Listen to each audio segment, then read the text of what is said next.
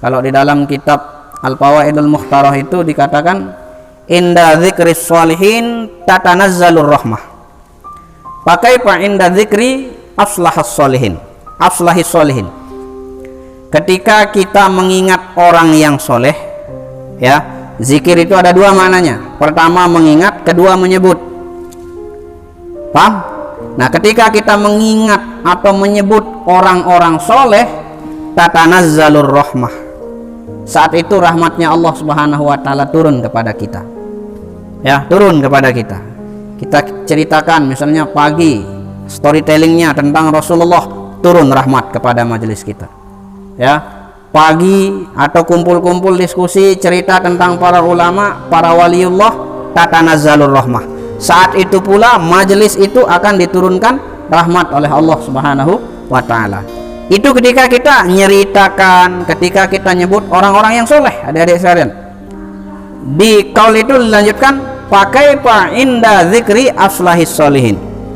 Lalu bagaimana kalau yang kita ingat itu, yang kita sebut itu, yang kita ceritakan itu manusia yang paling soleh, yaitu Rasulullah Shallallahu Alaihi Wasallam.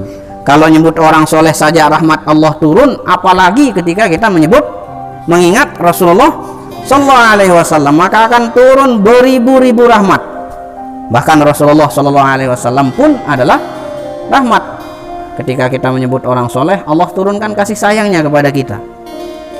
Lalu terlebih-lebih rahmat itu akan turun sebanyak mungkin ketika yang kita sebut itu adalah pemimpinnya orang soleh, yaitu Rasulullah Sallallahu Alaihi Wasallam. Ya, makanya insya Allah setiap selesai doa Anda baca nasab Rasulullah, itu bagian dari zikir kita terhadap Rasulullah, bagian dari cara kita ngingat Rasulullah. Setiap kita zikir nyebut nasab Nabi, di sana turun rahmatnya Allah Subhanahu wa Ta'ala. Apalagi itu hafal semuanya, ya. Ada namanya Alfiyah fit Tarikh, kitab 1000 syair tentang sejarah Rasulullah. Tapi kita mungkin belum pernah ketemu Alfiyah fit Tarikh, tapi Barzanji kita baca. Barzanji itu jangan kayak kira hanya sekedar kita lantunkan dengan nada indah.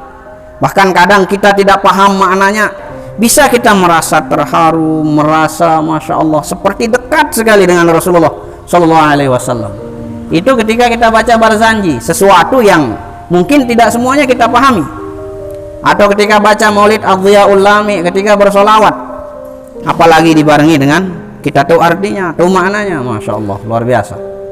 Nah itu, jadi ketika nyebut orang-orang yang soleh akan turun rahmat kepada kita. Maka ya hal-hal yang tidak manfaat, menyebut hal-hal yang tidak manfaat dikurangi.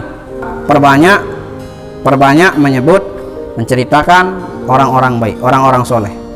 Karena tadi bisa mendatangkan rahmat bagi kita. Paham, Tom?